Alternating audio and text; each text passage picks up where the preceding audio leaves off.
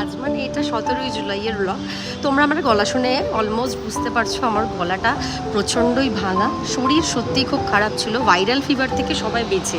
ব্লগটা শুরু করার আগেই আমি সবাইকে বলতে চাই, ভেবেছিলাম ওর জন্মদিনটা অনেক বেশি স্পেশাল করে তো বানাবো, বিকজ বিয়ের পর প্রথম গৌরবের জন্মদিন, কিন্তু কিছুই সেরকম করতে পারলাম না।